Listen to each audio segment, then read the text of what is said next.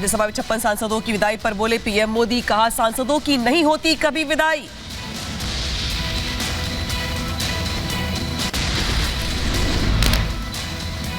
विदाई नहीं होती है, वो ऐसी स्मृतियों को यहां छोड़ करके जाते हैं जो स्मृतियां आने वाली जो नई बैच होती है उनके लिए ये अनमोल विरासत होती है। राज्यसभा में बोले प्रधानमंत्री मोदी, कहा वो सदन हर 2 साल के बाद देता है नई प्राण शक्ति। कुछ सांसद आने के लिए जा रहे हैं। ये सदन हर 2 वर्ष के बाद एक नई प्राण शक्ति प्राप्त करता है, एक नई ऊर्जा प्राप्त करता है। कुछ लोग जा रहे हैं, हो सकता है कुछ लोग आने के लिए जा रहे हो। पीएम मोदी ने सदन में की मनमोहन की तारीफ, कहा मनमोहन ने लोकतंत्र को दी बड़ी ताकत, मनमोहन सिंह का मिला मार्गदर्शन। जिस प्रकार से उन्होंने इस सदन का मार्गदर्शन किया है, जब भी हमारे लोकतंत्र की चर्चा होगी तो कुछ माननीय सदस्यों की जो चर्चा होगी उसमें माननीय डॉक्टर मनमोहन सिंह की योगदान की चर्चा जरूर। कांग्रेस के ब्लैक पेपर पर प्रधानमंत्री मोदी का तंज, कहा सदन में देखने को मिला फैशन शो, नजर ना लगे इसलिए प्रगति पर लगाया गया काला टीका। एक भव्य दिव्य वातावरण बना है, उसको नजर न लग जाए इसलिए काला टीका करने का प्रयास हुआ है। मैं उसके लिए भी खड़गे जी का बहुत धन्यवाद करता हूं, ताकि इस हमारी प्रगति की यात्रा को कोई नजर न लग जाए। सपा महासचिव स्वामी प्रसाद मौर्य ने फिर दिया विवादित बयान, प्रभु राम पर की टिप्पणी, कहा श्री राम तो पहले से जीवित है, प्राण प्रतिष्ठा की जरूरत क्यों। जो पहले से पूजा जा रहा है उसको प्राण प्रतिष्ठा कहां से? क्या राम निर्जीव हो गए थे? आप ये साबित करना चाहते हैं कि भगवान राम निर्जीव हो गए थे, निस्तार हो गए थे? स्वामी प्रसाद मौर्य के बयान पर डिप्टी सीएम ब्रजेश पाठक का भी सामने आया बयान, कहा ऐसे बयानबाजी करने वालों को ईश्वर माफ नहीं करेगा। पूरी दुनिया में सभी मंदिरों में धूमधाम के साथ पूजा हुई, लोगों ने कीर्तन भजन किए, दीपोत्सव मनाया। ऐसे अवसर पर जो इस प्रकार की बयानबाजी कर रहे हैं उनको ईश्वर कभी माफ नहीं करेगा। स्वामी प्रसाद मौर्य के बयान पर बोले डिप्टी सीएम केशव प्रसाद मौर्य, कहा समाजवादी पार्टी जल्द समाप्तवादी पार्टी बनने वाली है। समाजवादी पार्टी 2024 में समाप्तवादी पार्टी बनने वाली है। वो कैसे बनेगी, क्यों बनेगी, उसके कारण सपा बहादुर श्री अखिलेश यादव जी। स्वामी प्रसाद मौर्य पर भड़के समाजवादी पार्टी के विधायक मनोज पांडे, का स्वामी प्रसाद मौर्य का मानसिक संतुलन ठीक नहीं है। देखिए स्वामी प्रसाद क्या क्या बोल रहे हैं इस पर मैं कोई बयान नहीं देना चाहता हूँ। जिस व्यक्ति का खुद का मानसिक संतुलन ठीक ना हो वो व्यक्ति ऐसे ही बयान देता रहता है।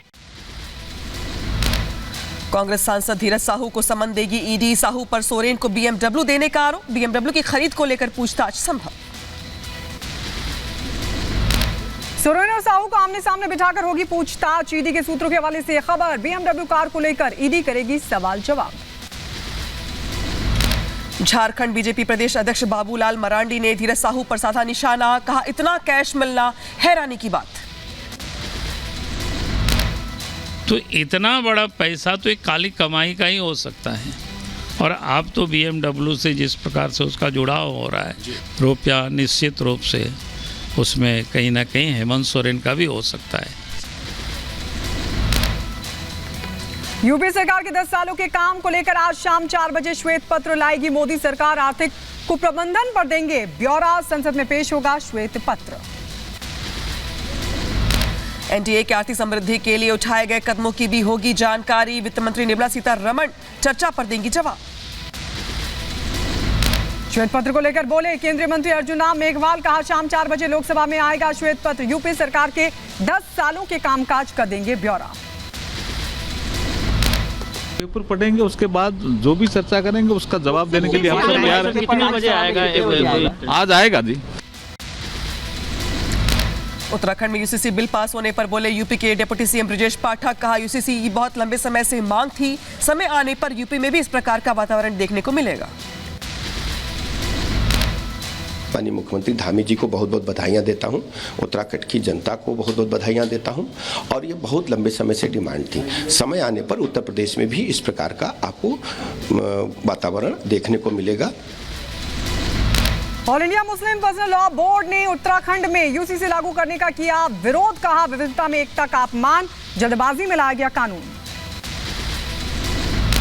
केंद्रीय मंत्री अनुराग ठाकुर ने केजरीवाल पर साधा निशाना। बोले कब तक जांच से बचेंगे केजरीवाल, करप्शन का देना होगा जवाब। आखिर कब तक अरविंद केजरीवाल भ्रष्टाचार के गंभीर आरोपों से बचते रहेंगे? कब तक ईडी की जांच से बचते रहेंगे? केवल उससे छुट्टी पाकर अब जवाब देना ही होगा भ्रष्टाचार का। कांग्रेस के नेता जयराम रमेश ने प्रधानमंत्री मोदी पर साधा निशाना। कहा प्रधानमंत्री नेहरू की आलोचना के अलावा कोई काम नहीं करते। मंत्री को नेहरू की आलोचना करने और नेहरू को बदनाम करने के सिवा और कोई वो काम नहीं कर पाते। बीजेपी के साथ गठबंधन को लेकर आरएलडी प्रवक्ता पवन आगरी ने कहा अभी कुछ फाइनल नहीं हुआ, बीजेपी से पहले भी मिला था ऑफर। भाजपा के लोगों के द्वारा तो पिछली बार भी ऑफर किया गया था, इस बार भी किया गया है, लेकिन वो 4 सीट की बात कर रहे हैं, लेकिन हमने 12 लोकसभा सीटों पर तैयारी की है। तो इस बात का निर्णय तो हम लेंगे कि हम किसके साथ गठबंधन में चुनाव लड़ेंगे। शिवसेना यूबीटी गुट के सांसद संजय राउत ने राज्यसभा में प्रधानमंत्री के भाषण पर कसा तंज। कहा प्रधानमंत्री को अपनी भाषा पर संयम रखना चाहिए। उनकी भाषा में जो संयम चाहिए था, जो डेप्थ चाहिए थी, वो दिखे नहीं। 10 साल से आप सत्ता पे हो, आप 10 साल में एक आपका भाषण हमें दिखाइए जिसमें पंडित नेहरू और कांग्रेस के ऊपर आपने हमला नहीं किया।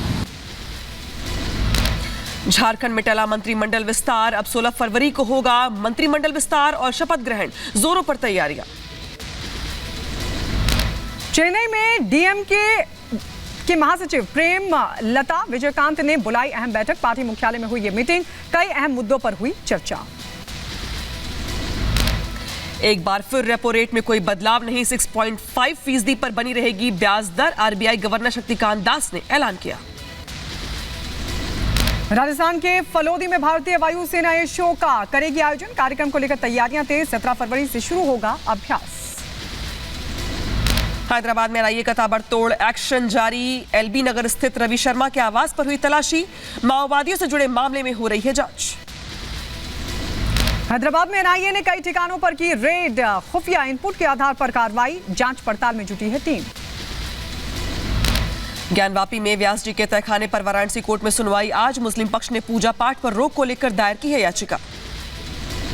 श्रीनगर में आतंकियों ने बड़ी वारदात को दिया अंजाम। एक शख्स की गोली मारकर हत्या की। घटना के बाद सेना ने इलाके को घेरा। छत्तीसगढ़ के दुर्ग से अयोध्या धाम के लिए रवाना हुई आस्था स्पेशल ट्रेन। मंत्री दयाल दास बघेल ने दिखाई हरी झंडी। यात्रियों में जय श्री राम की गूंज। बेंगलुरु में बीजेपी नेताओं ने कर्नाटक सरकार के खिलाफ किया प्रदर्शन। धन के दुरुपयोग को लेकर जताई अपनी नाराजगी। लगातार विकास की तरफ बढ़ रहा है मेघालय। शिलोंग में मुख्यमंत्री ने वाह उमखरा रिवर फ्रंट की रखी आधारशिला। आने वाले समय में जनता को मिलेगा लाभ। झांसी में मेडिकल कॉलेज के पास बनी पार्किंग की समस्या। पार्किंग एरिया में पैथोलॉजी और मेडिकल स्टोर खोलने से हो रही खासी परेशानी। झांसी में एक टीचर ने नाबालिग छात्र को जमकर पीटा। सदमे में आया छात्र, पिता ने थाने में लगाई न्याय की गुहार।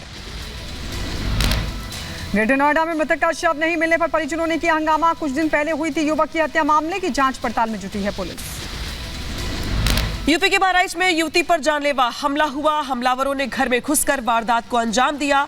युवती को हॉस्पिटल में करवाया गया एडमिट। उधर बहराइच में लूटपाट का मामला। दबंगों ने शख्स से लूटे 84,000 रुपए और बेरहमी से की पिटाई भी। बागपत जिला कारागार में क्लर्क का शव मिलने से हड़कंप मच गया। फंदे से लटकता मिला शव, मामले की जांच में जुटी पुलिस।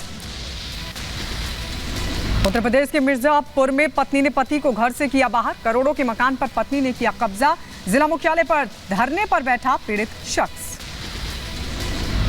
झारखंड के चतरा में नक्सलियों से मुठभेड़ में घायल जवान को एयरलिफ्ट कर लाया गया रांची। आर्किड हॉस्पिटल में चल रहा है इलाज। मुठभेड़ में 2 जवान शहीद हो गए।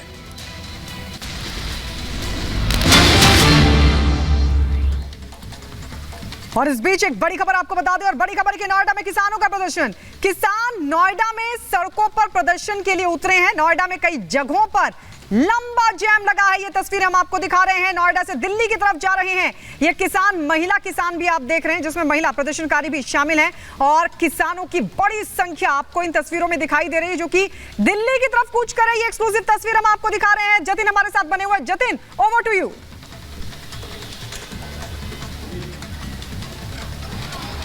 आज बिल्कुल देखिए, नोएडा, ग्रेटर नोएडा एक्सप्रेसवे की तस्वीरें सबसे पहले आपको दिखा दें। बड़ी संख्या में जो महिला किसान हो, पुरुष हो, वो सब लोग यहाँ पर इकट्ठे हैं और नारेबाजी यहाँ पर की जा रही है। दूसरी तरफ आप इस एक्सप्रेसवे पे नजर डालेंगे तो पूरे तरीके से ये बंद कर दिया गया है। दरअसल बीते काफी समय से जो किसान है नोएडा अथॉरिटी के सामने प्रोटेस्ट कर रहे थे और उस प्रोटेस्ट के बाद आज दिल्ली कूच का आह्वान किया गया। दूसरी तरफ पुलिस डिप्लॉयमेंट में आपको जल्दी से दिखा दूं, यहाँ पर तमाम सीनियर ऑफिसर्स मौजूद है। एक ह्यूमन चेन पुलिस की बनाई गई है और उस ह्यूमन चेन के जरिए अब किसानों को आगे दिल्ली जाने से जो वो साफ तौर पर रोका जा रहा है। और आगे भी आप ये जो सड़क देख रहे हैं ये दिल्ली बॉर्डर की तरफ जाती है और यूपी पुलिस के साथ साथ जो कमांडोज की टीम है वो भी यहाँ पर तैनात की गई है ताकि किसी भी तरीके की लॉ एंड ऑर्डर सिचुएशन से निपटा जा सके। और किसान बड़ी संख्या में यहाँ पर जुटना जो है वो शुरू हो गए। हालांकि सुबह से ही पुलिस का हैवी डिप्लॉयमेंट था और मैं कुछ किसानों से यहाँ पर बात करने की कोशिश करेंगे और आपको हम उनकी बात भी बताएंगे। लेकिन आप ये देखिए कि महिलाएं हो, पुलिस और बीच में बातचीत जो है वो भी की जा रही है। पुलिस लगातार समझाने की कोशिश कर रही है। मैं अपनी विजुअल कहूंगा अगर दिखाएंगे, देखिए पुलिस के साथ जो हल्का धक्का मुक्की जो है वो की जा रही है। लेकिन किसानों का साफ तौर पर कहना है कि वो आगे बढ़ना चाहते हैं, दिल्ली की तरफ जाना चाहते हैं। लेकिन आप यूपी पुलिस के जवानों को यहाँ पर देखेंगे, उनके द्वारा यहाँ पर रोका जा रहा है, समझाया जा रहा है। और बड़ी संख्या में इस प्रोटेस्ट में आप देखेंगे महिलाएं हैं, महिलाएं शामिल हुई हैं, वो इस प्रोटेस्ट को लीड कर रही है। और दिल्ली जाने की जो बात है वो महिला दिल्ली जाना चाह रहे हैं आप? हाँ जी, अपना हक लेकर रहेंगे। कहाँ से आए आप? अग्गापुर से। क्या पुलिस द्वारा रोक रहे हैं, दिल्ली जाना चाह रहे हैं? हाँ जी, दिल्ली सांसद वगैरह पुलिस वाले रोक रहे हैं, दिल्ली जाऊंगा दिल्ली। तो ये तस्वीरें हैं। सबसे पहले मैं आपको दिखा दूं कि पुलिस लगातार जो प्रोटेस्टर्स हैं उनको समझाने की यहाँ पर कोशिश सीनियर ऑफिसर्स द्वारा की जा रही है। अब से थोड़ी देर पहले नोएडा पुलिस की जो कमिश्नर है वो भी यहाँ पर पहुंची थी और कहीं ना कहीं किसानों से बातचीत करने की जो कवायद है वो यहाँ पर की जा रही हो। लेकिन आप देखेंगे कि महिलाएं मानने को तैयार नहीं। क्या पुलिस द्वारा रोका जा रहा है, आप लोगों को रोका जा रहा है? किसान आदमी रोक रहे, किसान का हक नहीं दिला रही पुलिस। पुलिस क्या कह रही है? पुलिस कितना भी रोके रुकेंगे नहीं, चाहे कुछ भी हो जाए, जाएंगे।